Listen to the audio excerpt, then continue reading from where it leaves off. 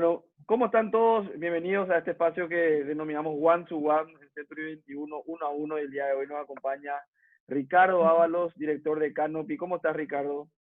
Buenas, ¿cómo están? ¿Qué tal, David? Bueno, un gusto realmente tenerte con nosotros y un placer de siempre charlar contigo. En cada conversación se aprende muchísimo porque sos una persona que venía hace varios años estudiando a profundidad el mercado a través también de tu empresa Canopy. Contanos un poco qué es Canopy y en qué se especializa.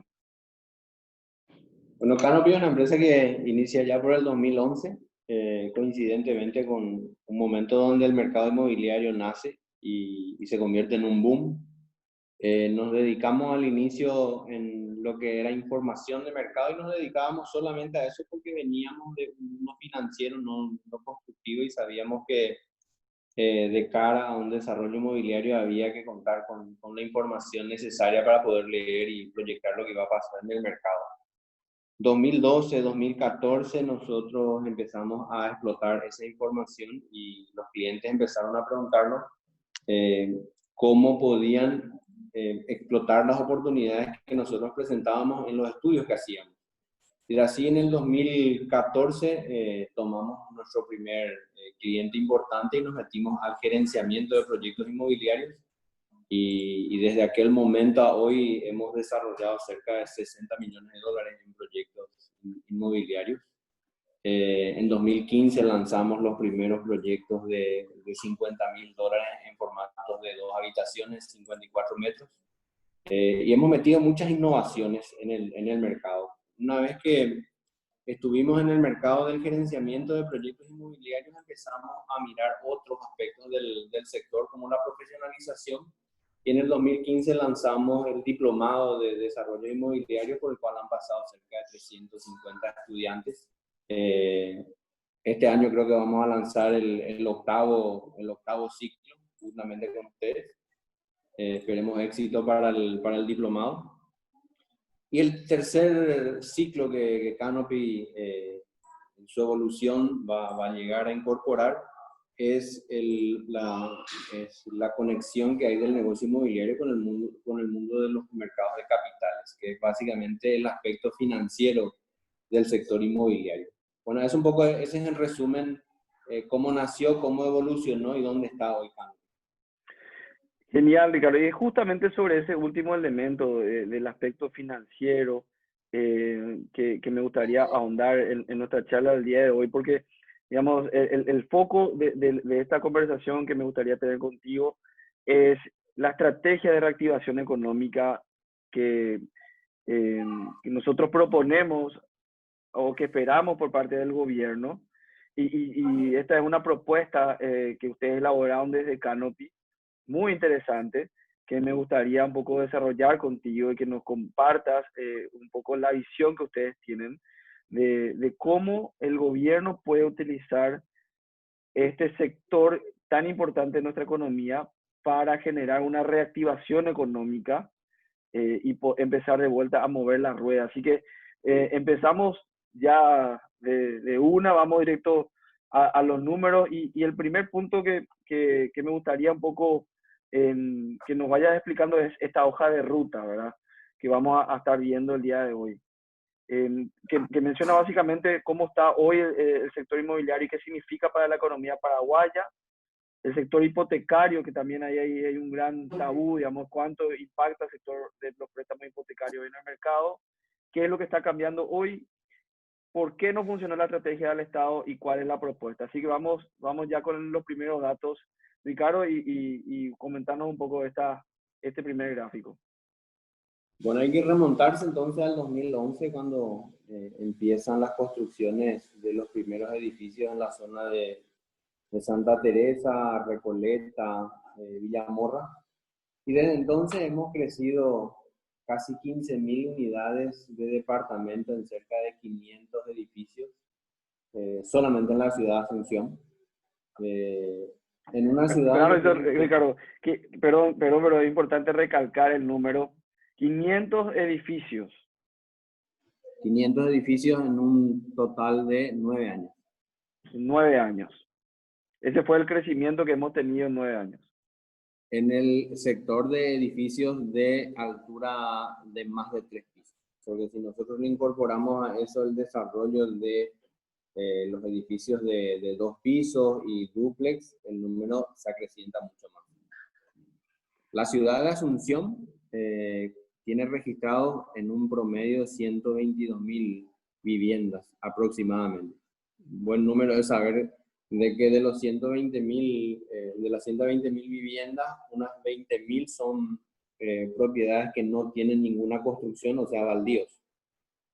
Entonces, nosotros como ciudad se sabe que los 550.000 habitantes que tenía la ciudad no son todos los que usan la ciudad, pero Asunción no ha hecho un buen trabajo en los últimos años para atraer gente hacia la ciudad para venir a vivir, de tal modo que ese desarrollo inmobiliario en la parte de la oferta que tuvo la ciudad de Asunción no se materializó en la venta de los productos. Y principalmente esto por un problema financiero, ¿verdad? Un problema financiero que viene a ser el acceso al crédito. Entonces, pero antes de entrar al tema del crédito, entonces decíamos que en el 2011 empieza un poco el boom inmobiliario. Allá por el 2015-2016 tocamos un pico con la entrada de casi 175.000 metros cuadrados que entraron. Y a partir del 2016 un poco cambia la película porque le llamamos la atención a gente del exterior y vinieron con otras tecnologías y con otro bolsillo para apostarle a la ciudad. Y entraron a un mercado que ya tenía mucha cantidad de desarrollo.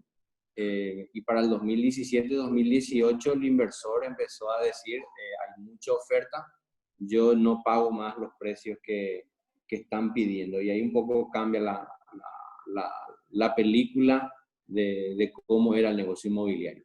Ricardo, yo veo en estos gráficos que estamos mostrando ahora en la pantalla y algo que me llama la atención, digamos, el cálculo que vos presentás aquí es el sector de construcción, ¿verdad? Con el de crédito hipotecario, que vos, entiendo que vos le denominás eso todo el sector inmobiliario. Si comparamos 2009, 2014 y 2020, no existe una diferencia importante en términos de crecimiento sobre el PIB total de la economía. No sé si estoy leyendo correctamente esa información.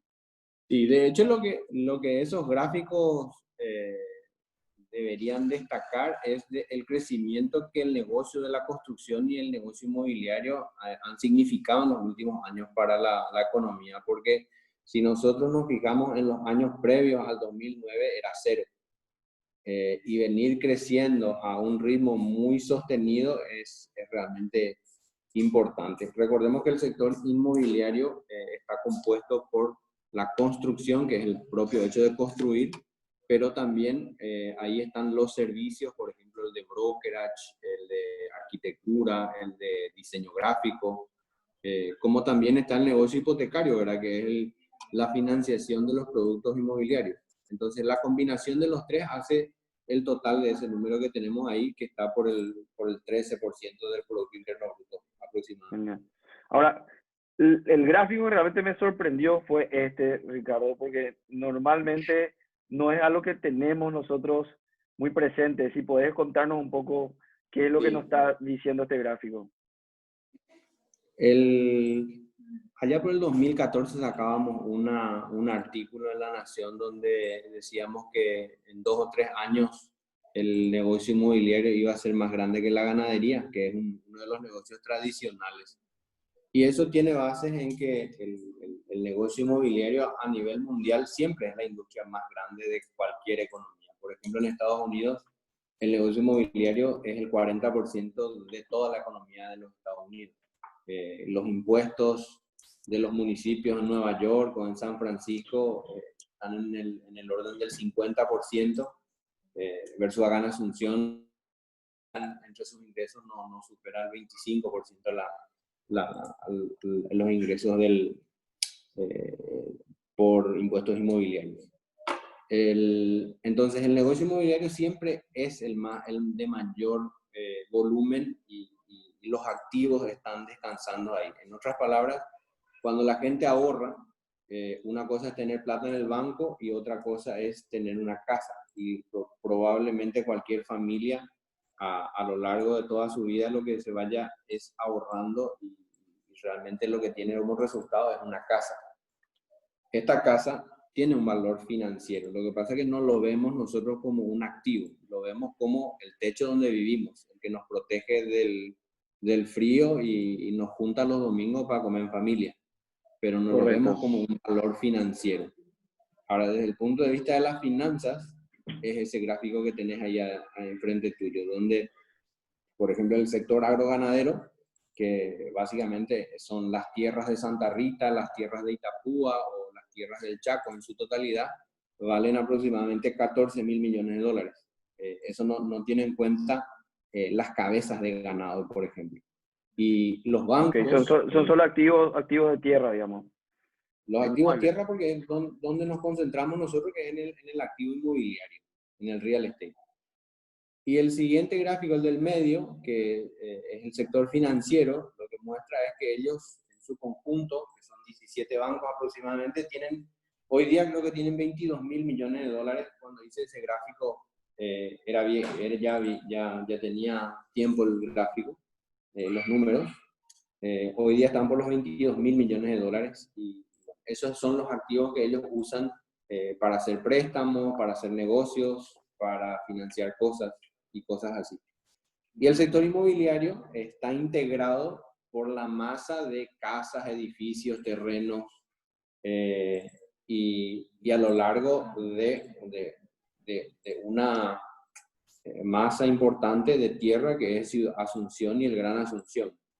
O sea, Entonces, este total de activos que ustedes calcularon son 100.000 millones de dólares, ¿verdad? sí, Son los activos dentro de Asunción y Gran Asunción nada más. Aquí vos no estás sí, tomando ningún otro departamento. O sea, si eso calculamos el activo total inmobiliario de Paraguay, esto es muchísimo más grande, ¿verdad? sería más grande que eso. Y si vos te das cuenta, ahí abajo dice la renta esperada, que este es un número muy importante porque es lo que genera de renta cada uno de los activos. Si vos te das cuenta, el real estate genera 2.600 millones, mientras que los activos de los bancos generan 2.300 millones. Eso es en promedio, ¿verdad? Probablemente los activos de los bancos sean más volátiles, o sea, un año pueden tener 1.300 millones de ingresos, otro año pueden llegar a 3.500 y el real estate no se va a mover del 2.600 porque es mucho más Exactamente. estable. Entonces, esto es interesante para entender, digamos, el volumen de oportunidades de negocio si empezamos a trabajar correctamente estos activos y empezamos a buscar cómo generar diferentes dinámicas del mercado, tocando de vuelta esos 20.000, por ejemplo, lotes baldíos que me decía que están hoy parados, improductivos solamente dentro de Asunción.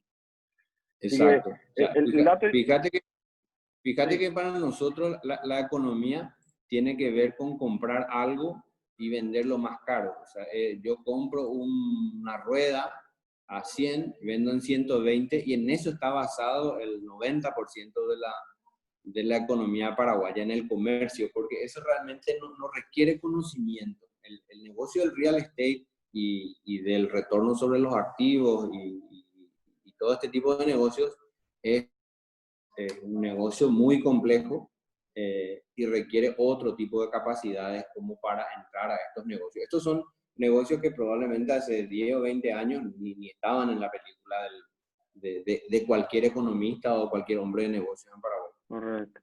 Ahora, el siguiente gráfico también es algo muy interesante porque, digamos, la expectativa siempre del sector inmobiliario en términos de cuáles son los ejes o los impulsores que hacen que el mercado realmente se dinamice, siempre sale a colación el tema de los préstamos hipotecarios, ¿verdad?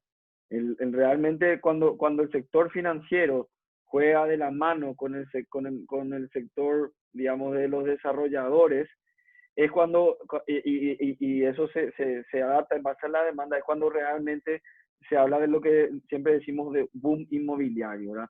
Este gráfico que vos presentás es muy claro en términos de cómo hoy está impactando todos los préstamos otorgados por la AFD en términos de la oferta que existe hoy, Ricardo. ¿Puedes contar un poco más de esto? Bueno, en este gráfico lo que nos muestra es lo siguiente. Si ustedes ven las columnas verdes que empiezan allá por el 2011, si ven, esos son cantidad de unidades en el mercado.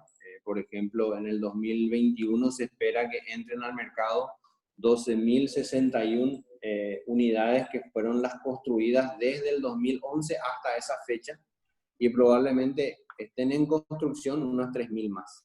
Pero eso refleja el inventario. El inventario significa la unidad residencial que puede ser utilizable hoy, ¿sí?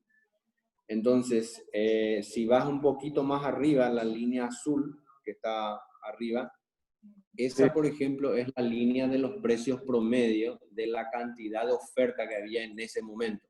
Por Okay. ejemplo, ahí Esto donde significa, marcaste. por ejemplo, significa que en el 2017 el precio promedio de una unidad de un departamento era de $120,000. Correcto. Pero ¿cómo hay que leer esa cifra? Si vos te das cuenta, venimos nosotros de un precio promedio de 166.000, $167,000. Entonces, acá lo que quiere decir es que en aquel momento, el 2014-2015, la oferta de departamentos que había en ese momento era de ese promedio, ¿sí? Acá es Y donde, aparte, donde se habló mucho, por ejemplo, de los departamentos de Santa Teresa, todo lo que apuntaba más al exacto. segmento más premium, ¿verdad? Exacto, exacto. Y a partir de ahí hay una conversación de que ese no es todo el mercado y de que nosotros necesitamos una oferta para clases menores, para la clase B, para abajo. Entonces, si vos ves, el promedio de precio va cayendo de 140, va a 120, va a 98 y llega a $85,000. Entonces, claramente es un indicador de que la oferta está bajando en metraje, no solamente en precio, porque el precio por metro cuadrado realmente se mantuvo durante los años. Está así más bajo, pero no es una caída drástica como es el precio promedio que tiene el mercado en los últimos años. Correcto. Ahora, lo interesante acá es ver este gap, ¿verdad?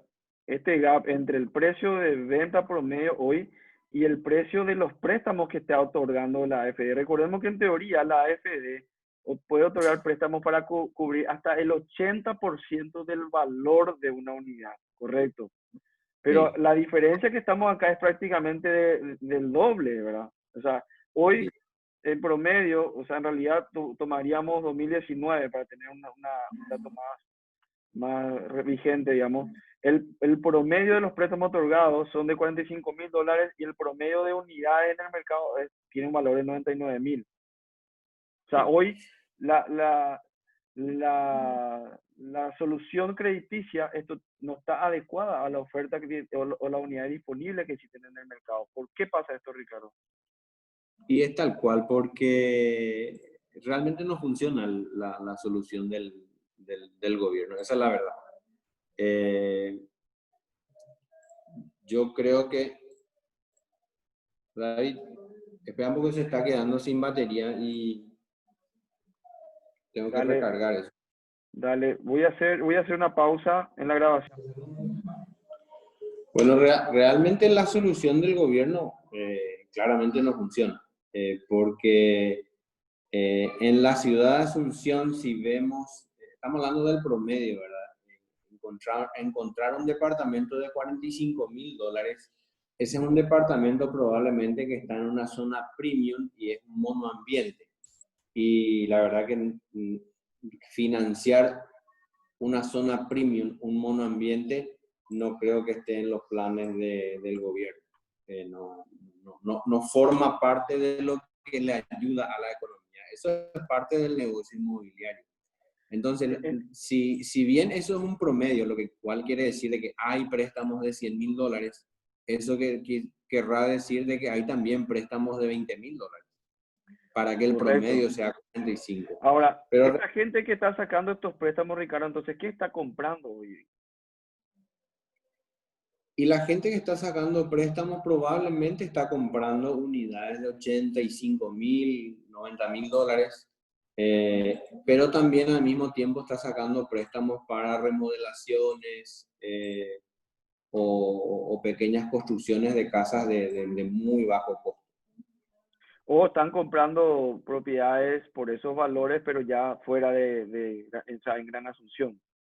No, está clarísimo de que para tener eso promedio, tenemos que estar hablando de que la mayor parte de los créditos tienen que estar fuera de Asunción porque el promedio de precios de Asunción no está reflejado en el tipo de crédito que da la AFD.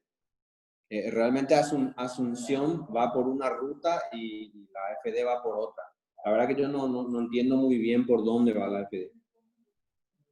Genial, bueno, pero categóricamente, digamos, lo que podemos observar es que hoy hay un gap, hay una oportunidad tremenda aún para que el sector financiero, ya sea a través de la AFD o ya sea de una de las propuestas que justamente de reactivación económica se está planteando, que es el tener un fondo para estimular, digamos, y para garantizar estos préstamos hipotecarios, que eso vamos a conversar un poquito más adelante. Seguimos Y el con crecimiento, tu... Perdón. el crecimiento sin duda está ahí presente porque con los 750, 800 millones de dólares que tenemos en crédito hipotecario, en stock hipotecario, estamos al 2% del Producto Interno Bruto y eso podría llegar al 20 o al 25. Hay países que tienen stock hipotecario que son iguales al Producto Interno Bruto.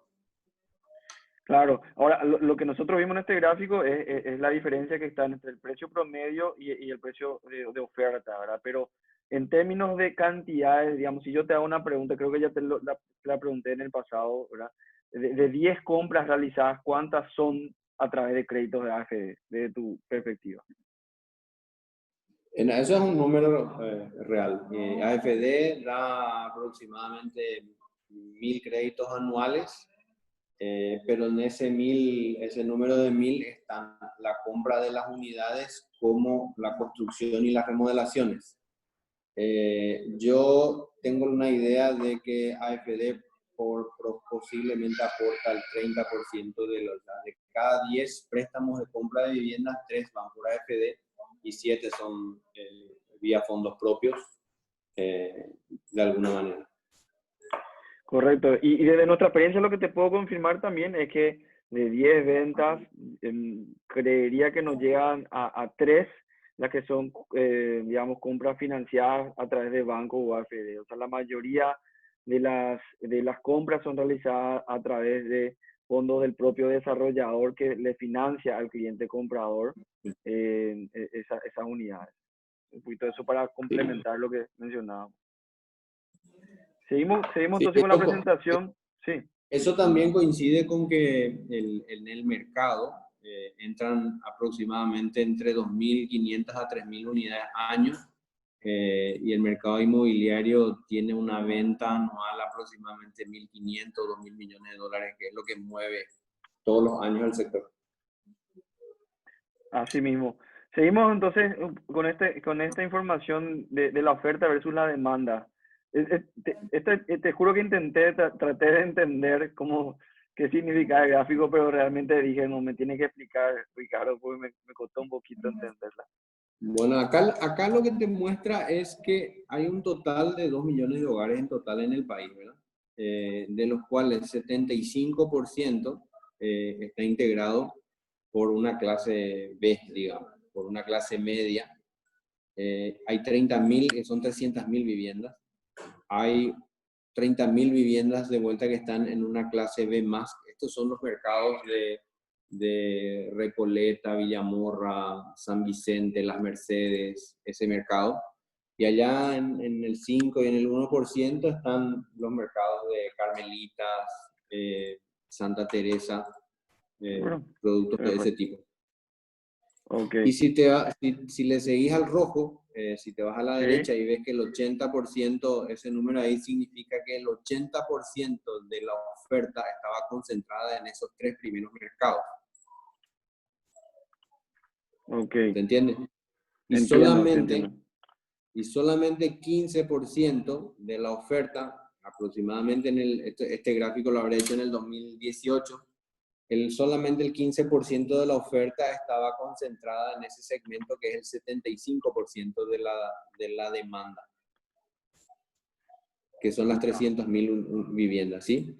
y solamente un 5% era de clase C. Esto, si nos llevamos a precios, significaría Ah, que ese 5% es un mercado que puede pagar hasta $45.000, el de 15% es un mercado que puede pagar hasta $70.000, y todo lo que va de la raya roja para arriba es un mercado que puede pagar más que eso. genial. Perfecto. Entonces, seguimos con la siguiente. Sí. Pues estos son Era un poco lo que nos estudios, contaba, ¿verdad? estos son estudios de mercado que nosotros hicimos ya allá por el 2015 y nos dio una clara idea de qué es lo que quería el Target 1, el Target 2 y el Target 3. El Target 1 quería ubicaciones premium, vistas al río, costanera, parque, áreas verdes. Los arquitectos tendrían que ser únicos. Es el único segmento capaz de pagar al contado. Él no necesita crédito para comprar sus unidades, por más de que la unidad valga $1 millón, tiene para pagarlo. En el Target 2 es donde ya se empieza a necesitar financiamiento, pero estos son los típicos productos que son financiados por el desarrollador porque son cortos plazos los que se necesitan, 2 a 3 años, porque tienen para entregar $20.000 y $40.000. Y estos lugares donde se construyen para el Target 2 son los barrios tradicionales, Recoleta, Villamorra, barrios de ese tipo. Y el Target 3, que es donde está realmente el mercado, es el que requiere financiación y no la tiene. Es el mercado que está hoy día de Eusebio Ayala hacia el sur. Y es justamente este Target 3 es donde existe hoy la gran oportunidad que tiene el gobierno para poder generar realmente un impacto en la economía, ¿verdad? Para Sí, este proceso de tú reactivación. vos lo dijiste, lo definiste muy bien. Es el objetivo para crear impacto. Es el mercado de la clase C, que es el Target 3.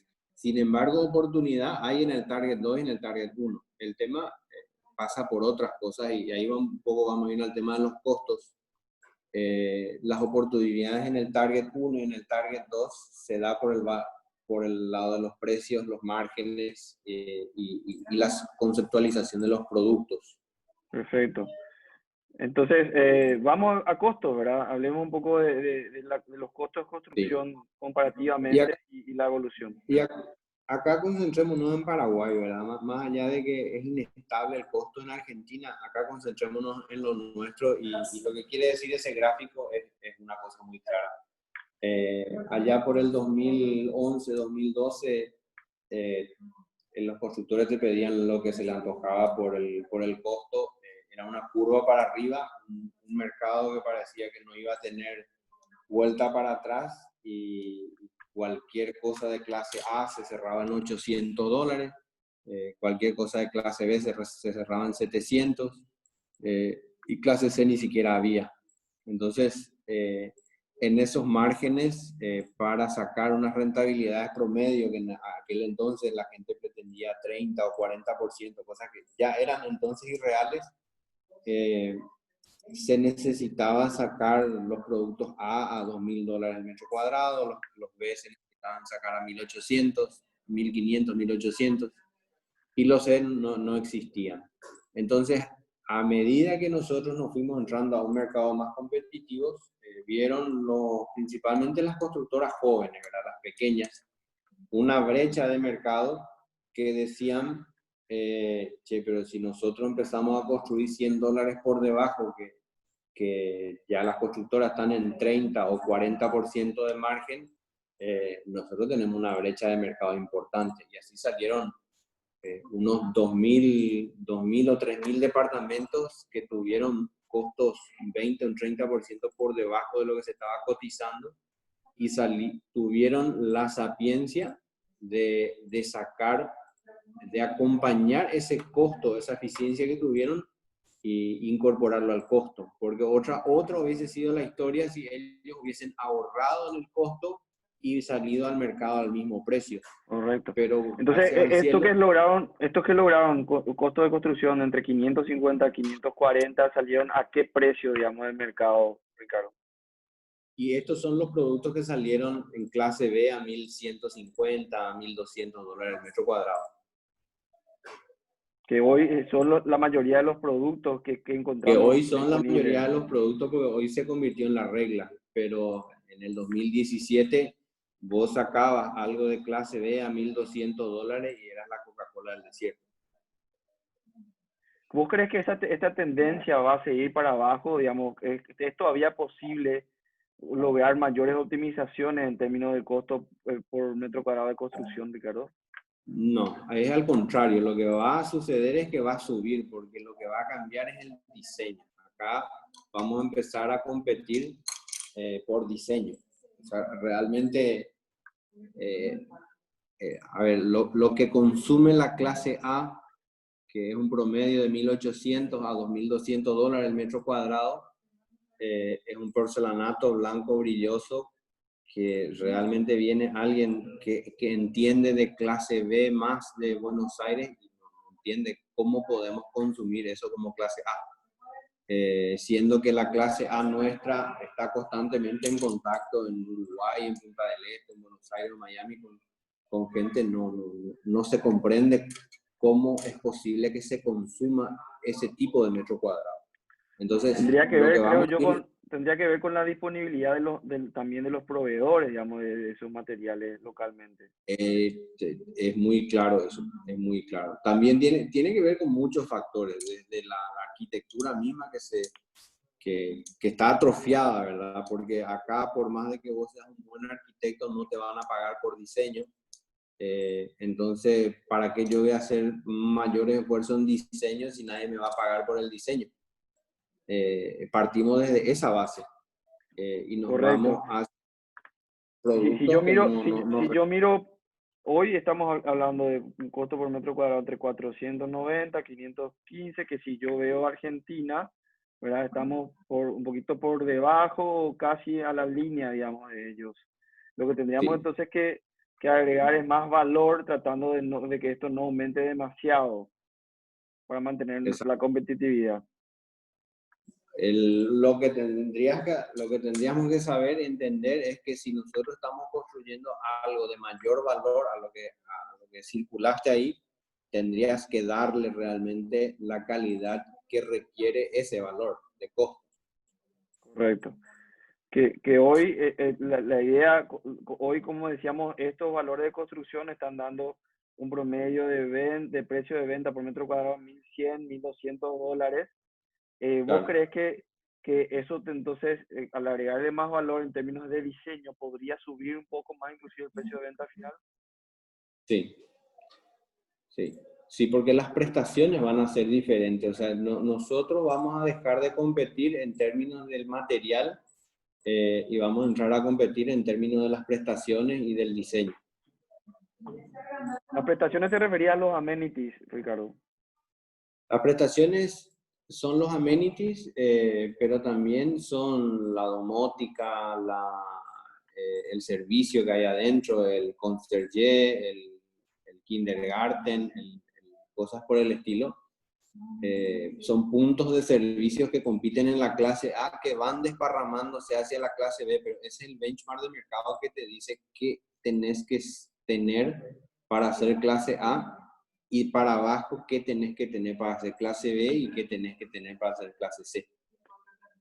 Perfecto. Entonces, en conclusión, esta gráfica lo que nos dice hacia futuro es que los precios por metro cuadrado se van a mantener o subir un poco, pero lo que vamos a empezar a ver es más valor agregado en los proyectos y quizá una suba de unos valores más del segmento B. ¿Segmento A crees que todavía se va a mover o crees que ya llegó a su tope de punto de equilibrio, digamos, entre oferta y demanda? No hay mucha oferta todavía. En el mercado de clase A hay muchísimo que crecer y de vuelta va a depender mucho del diseño, de la ubicación. Fíjate si en la otra gráfica de lo que definimos de qué es lo que quiere la clase A, si vos te fijas, dice áreas verdes, vistas al río y en lo que a vos te concierne, ¿dónde te parece que se ubicaron los departamentos de clase A?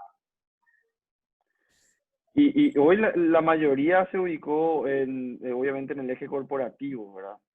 exacto. Pero sí Y, estamos empezando a ver muchos proyectos innovadores que se están, como están mencionando vos, que se acercan al río. Hay proyectos muy innovadores hacia Surubí, hacia ok. Chacoí, ¿verdad? Estamos empezando a ver también nuevos productos innovadores. Bueno, y fíjate que lo que vos estás diciendo es acorde con esta definición que tenés. En la medida que vos tengas más proyectos cerca del río y cosas por el estilo, se van a ir desarrollando los countries. Los countries necesitaban esas salidas rápidas a la ciudad y es un proceso de ciudad que se dio en Berlín, en, en Nueva York, en cualquier parte del mundo, y Asunción no va a hacer la diferencia. Correcto. Vamos avanzando, digamos, porque tenemos todavía, hay bastante material, pero me gustaría llegar al tema financiero, ¿verdad? Entonces, Bueno, mira, eh, acá estamos hablando de márgenes y lo que vimos en el gráfico anterior con este es que los márgenes eh, bajaron mucho. La verdad es que no es que hayan bajado. Vos hacías un proyecto inmobiliario ya por el 2012, son los mismos márgenes de hoy. El tema es que la gente creía que el desarrollo inmobiliario era un negocio del 30 o del 40% y nunca lo fue ni nunca lo será. Y hoy día el sector de los inversores del negocio inmobiliario ya están mucho más ávidos que antes, ya no compran cualquier cosa.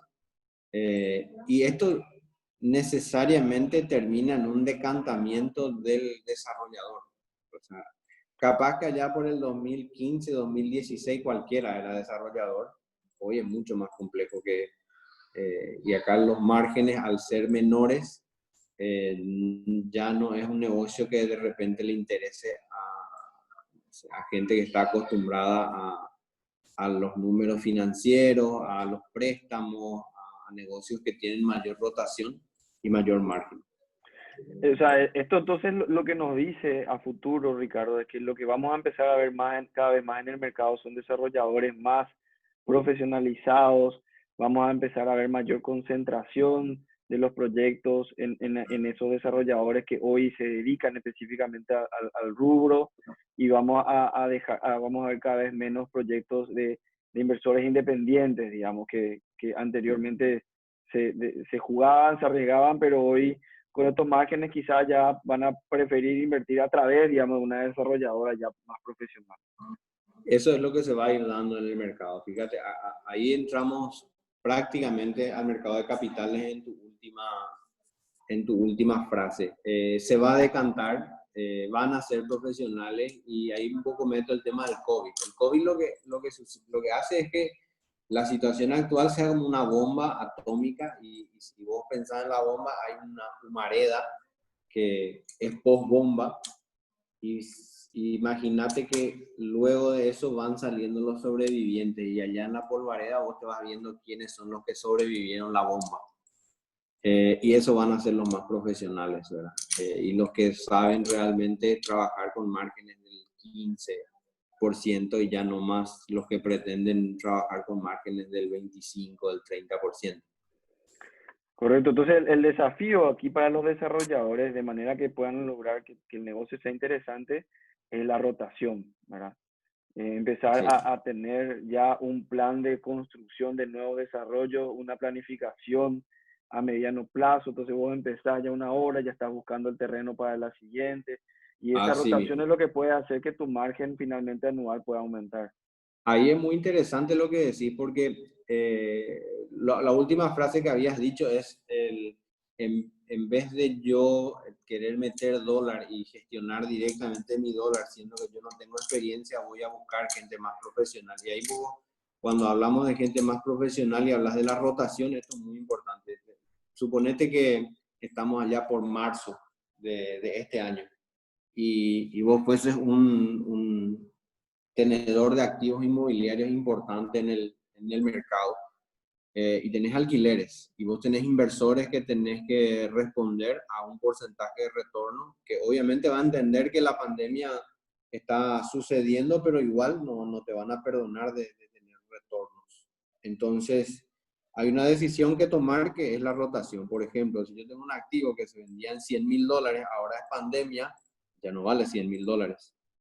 Y no es porque los precios hayan bajado, sino porque el valor del activo ha bajado. Y esto es relativo muchas veces no muchas veces, de hecho está directamente relacionado al valor de los alquileres. Entonces, cuando los alquileres son los que van bajando, directamente son afectados los precios. Si vos eras un gestor profesional, lo primero que haces es llamarle el 15 de marzo a tus clientes y le empezás a preguntar cuál es el rango de precio que ellos considerarían adecuado para que no se corte la cadena de pago en los alquileres que vos tenés. Esto no sucedió obviamente en el mercado paraguayo porque la mayoría de los tenedores de activos obviamente no son profesionales y en ese sentido hay muchísima gente que ha roto contratos de alquiler que eran de largo plazo.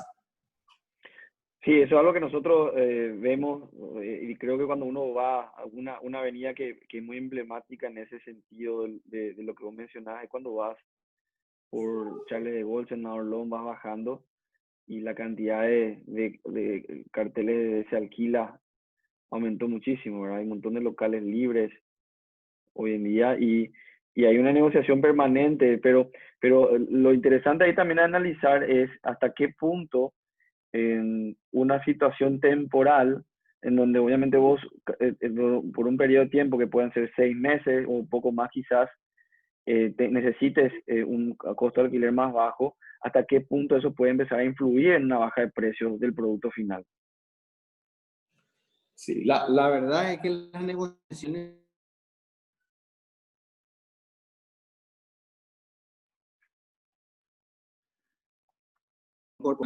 si vos tenés una percepción de que los precios bajaron, entonces la mayoría de tus negociaciones van a rondar en torno a un precio COVID, ser realista de eso o sacar tu producto del mercado o ser consciente de que el cliente te va a reclamar un precio COVID, que no sé, por decirte, el descuento COVID estaría por el 20-30% menos.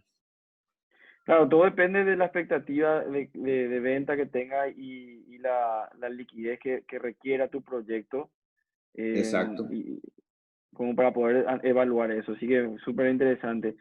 Seguimos avanzando en tu presentación, Ricardo. Sí. ¿Qué quiere el ciudadano del AMA?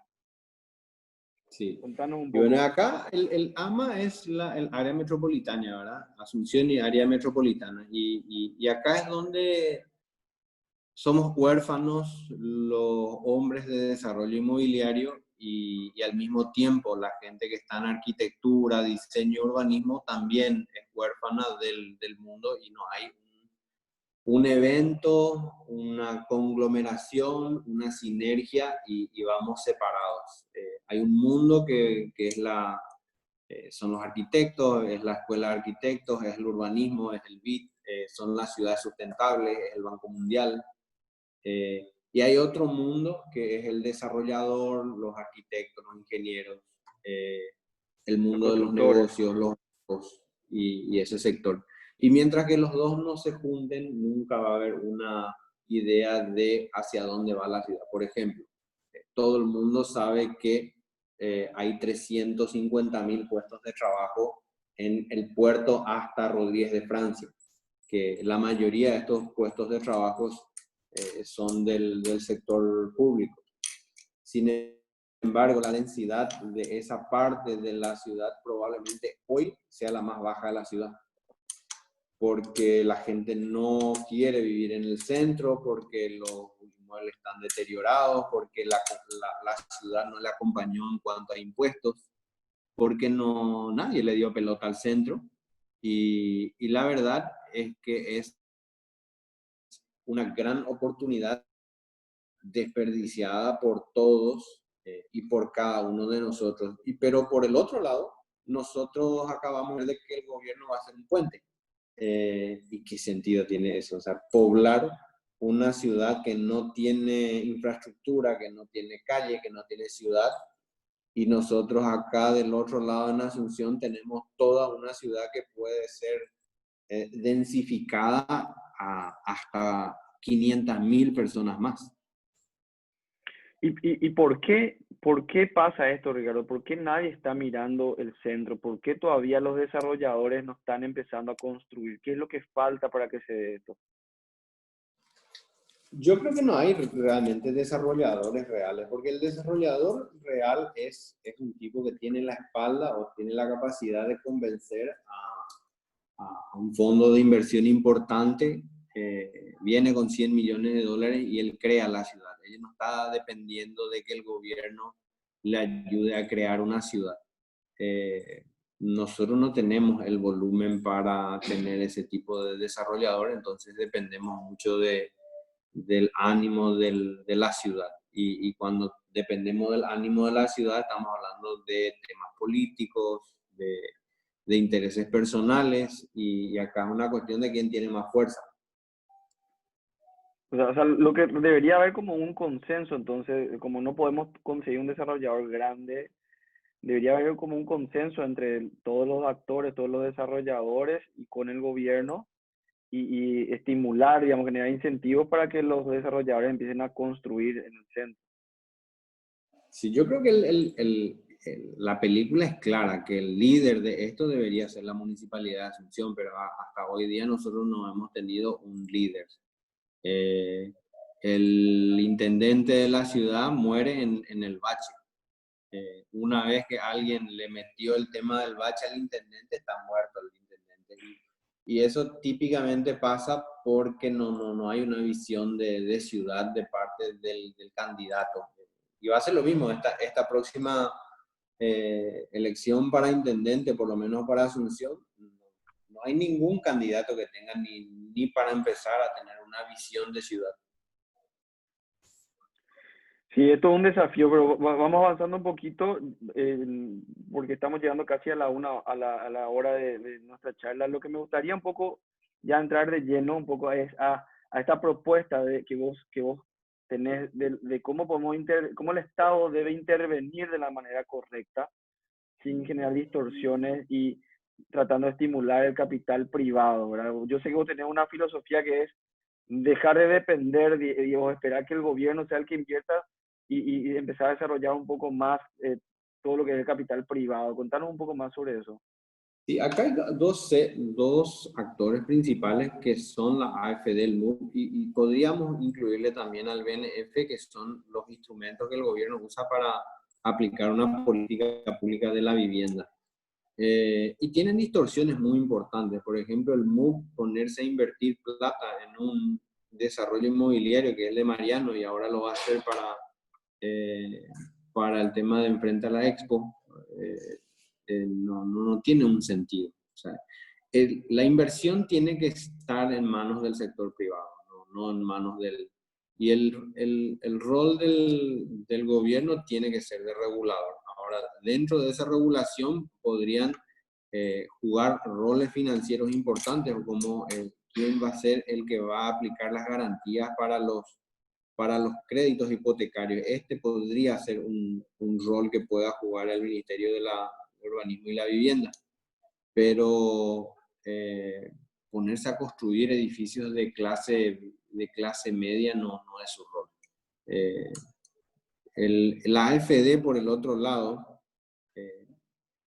no llega al punto de estar de contramano, pero lo que ellos pretenden y lo que el mercado necesita son dos cosas totalmente diferentes. Entonces, claramente, la AFD no es la respuesta para el crédito hipotecario. Dependemos mucho más del ánimo y del apetito de riesgo que tengan los bancos antes que la AFD. Entonces, El ¿cuál es la BNF, propuesta? el BNF parecería que es el más indicado para convertirse eventualmente en un banco hipotecario. Porque yo siempre me hice la pregunta de para qué meterse en créditos de consumo, ventas de vehículos, autos. Eso hay que dejar al sector privado y meterse en los productos que requieren largo plazo y que requieren un ánimo que el sector privado no quiere. Ahí está el lugar donde hay que meterse. Y ese es el sector hipotecario. El impacto que podría tener 100 millones de dólares en créditos hipotecarios es brutal. Esto podría Claro tener un que impacto de 7 puntos del Producto Interno Bruto si es que hacemos los cálculos.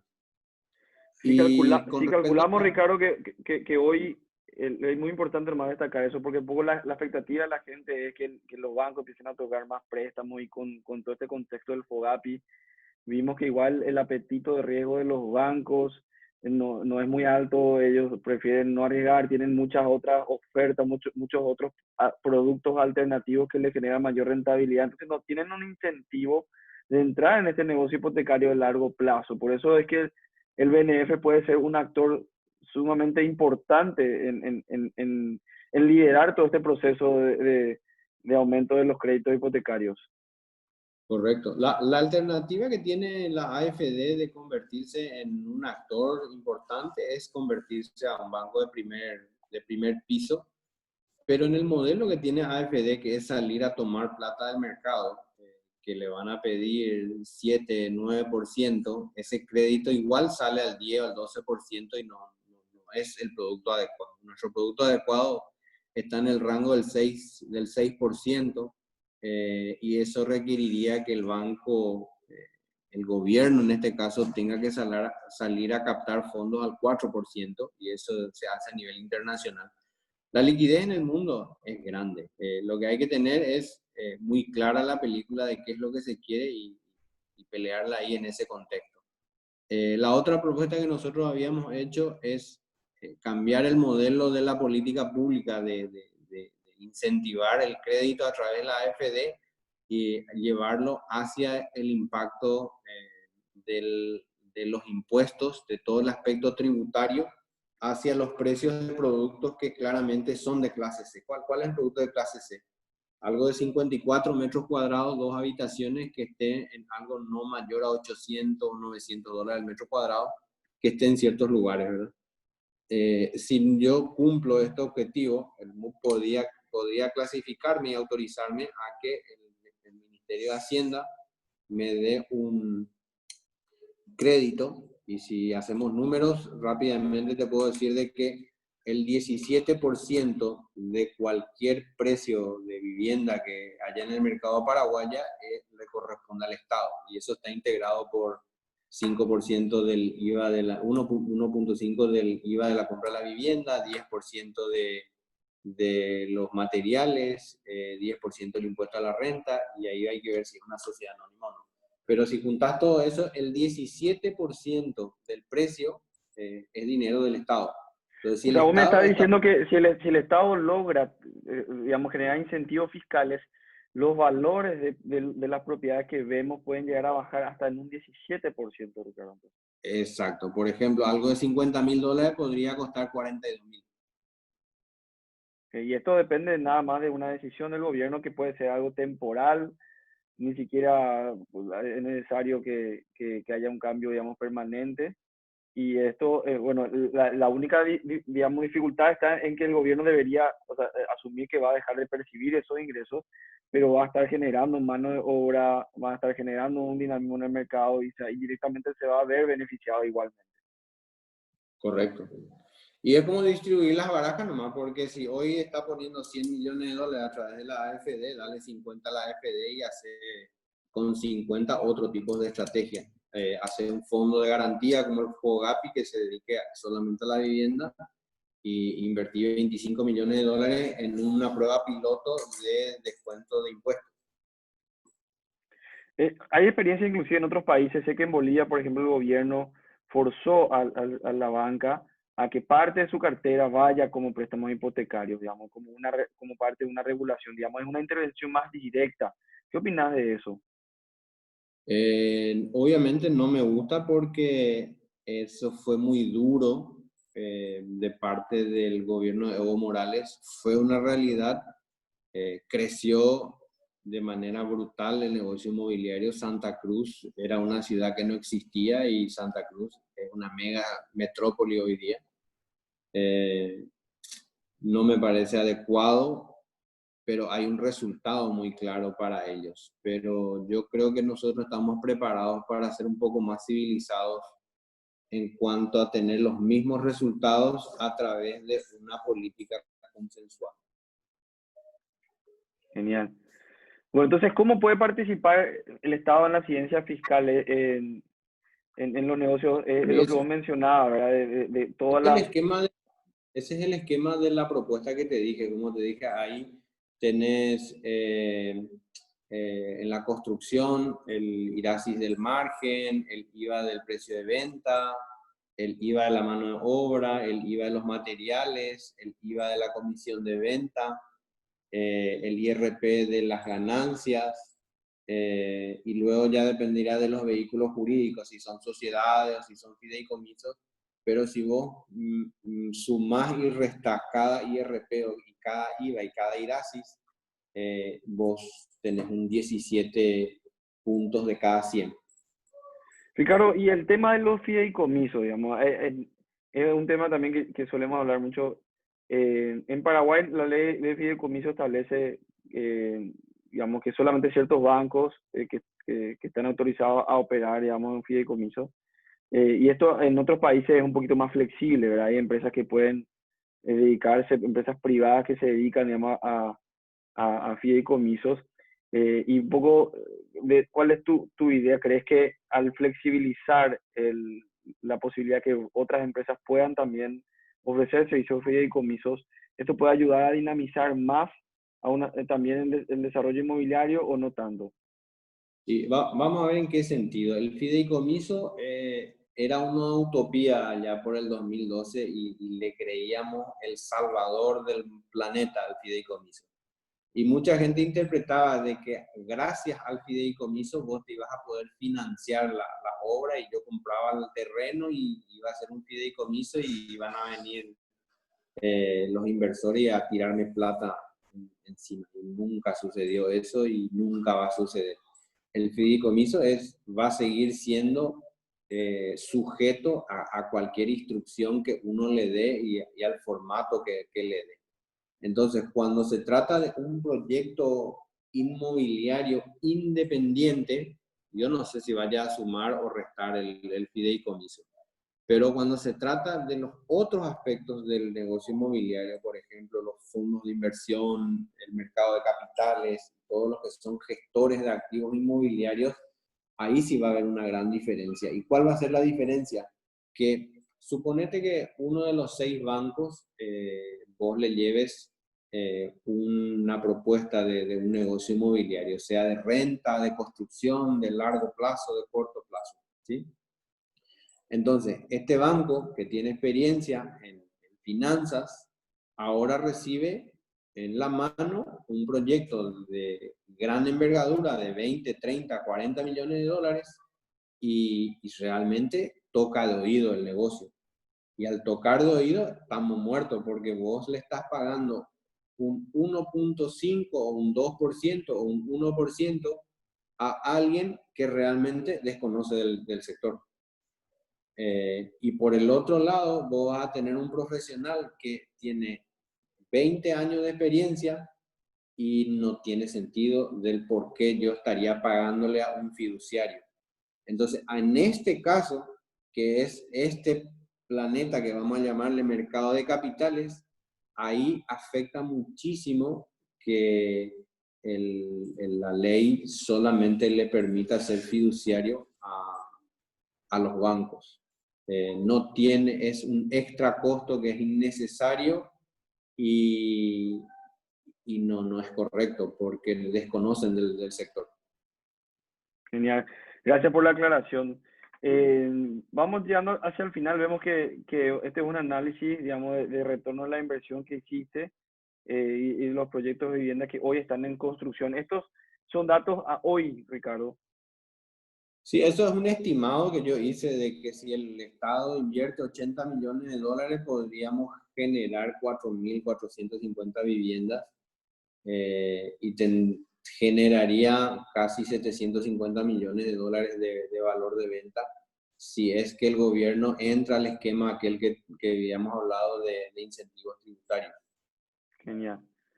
Un buen análisis para que el gobierno lo pueda analizar también, ¿verdad? Estos son más Sí. números Bueno, y me gustaría ir dándole un cierre a nuestra charla de hoy, eh, más un poco de la perspectiva de, de la importancia de fusionar estos dos mundos, Ricardo, ¿verdad? Del mundo, de la visión más urbanística, sustentable, de cómo queremos crecer como ciudad, y el mundo más duro, digamos, de los constructores, los desarrolladores, de la venta, hacia un futuro en este momento donde es tan importante eh, reactivar la economía, y esto puede ser digamos, un canal ideal para poder distribuir, digamos, liquidez al segmento, ¿verdad? Pero es importantísimo tener un paraguas del gobierno que en realidad lo que haga es que proteja y que estimule y que junte esos dos mundos. Yo creo que cuando se junten esos dos mundos va a ser por iniciativa de ellos, no por el gobierno. Yo creo que el gobierno tiene suficientes problemas en que enfocarse para estar enfocándose a algo que claramente es tarea de nuestra, ¿verdad? Dependerá del sector privado y de los profesionales que seamos capaces de sacar una idea en conjunto, como esa que te había dicho, la del centro de Asunción. Y ahí en el cuadro está, fíjate que dice el plan CHA, y el plan CHA es fantástico, pero ahí no hay ningún aspecto financiero y está claramente hecha por alguien que no tiene una visión del sector inmobiliario, y sin decir que eso está mal. Eh, es nada más un proyecto fantástico, pero con una visión que a lo mejor no es multidisciplinaria.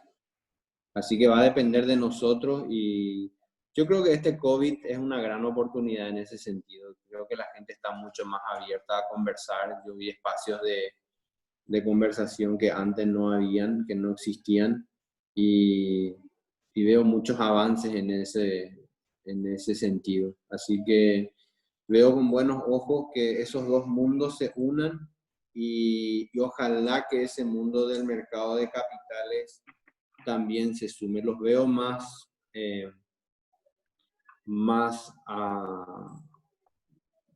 concretos al mundo del inmobiliario y del urbanismo que al del mercado de capitales. Al del mercado de capitales lo veo lejano y no lo veo todavía con los pies en la tierra. Ese mercado de capitales, qué tan dependiente es de que Paraguay llegue a grado de inversión, Ricardo?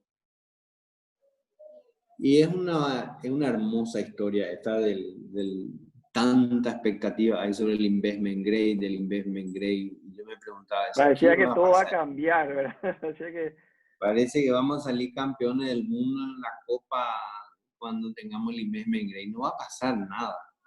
El investment grade no cambia más que la atención que ya la tenemos hoy, porque somos estables, porque tenemos crecimiento, porque tenemos buenos números.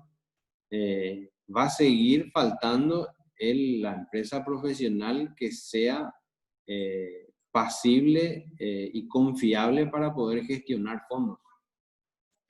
Y eso es lo que falta. Somos buenos en muchas cosas, pero no somos buenos para crear proyectos, para mostrar que sabemos gestionar dinero, para mostrar un mundo financiero fuerte, sólido. Tenemos una banca sólida, pero eso no significa que sepamos hacer negocios financieros, menos con real estate. Entonces, el investment grade nos va a ayudar de que vamos a tener más gente en el Sheraton, más gente en los hoteles, pero va a faltar esas empresas que lleven y le pongan en la mano una propuesta concreta a estos fondos. genial, Ricardo. Bueno, fue un placer realmente tener este conversatorio contigo, compartir algunas ideas, algunos conceptos que más que nunca digamos, en contextos de incertidumbre, el generar información, el compartir visiones es más que importante. es sumamente necesario. Y bueno, invitamos a todos aquellos que quieran sumarse a estas conversaciones a que entren en contacto con nosotros. Estamos empezando a generar estos espacios para compartir informaciones, para compartir datos, estadísticas. Paraguay necesita más información que esté disponible, accesible para todos, ¿verdad? Y para tomar decisiones principalmente. Así que, Ricardo, unas palabras de cierre. Me gustaría invitarte a que hagas un cierre y bueno, Bueno, damos ya una suscribo yo lo que despedida. dijiste, suscribo lo que dijiste, David. Creo que Paraguay tiene un gran potencial. Tenemos un mercado estable, fantástico, gente con un espíritu emprendedor y con mucha energía. Eso nos caracteriza. Nos falta un poquito de saber trabajar juntos y llevar al lado de la ejecución todas esas buenas ideas que tenemos. Y nada, yo creo que no, nos espera un post-COVID muy auspicioso para el mercado. Va a doler al principio, pero vamos a lograrlo todo. Genial. Bueno, muchísimas gracias. Nos vemos muy pronto. Hasta luego. Chao, David.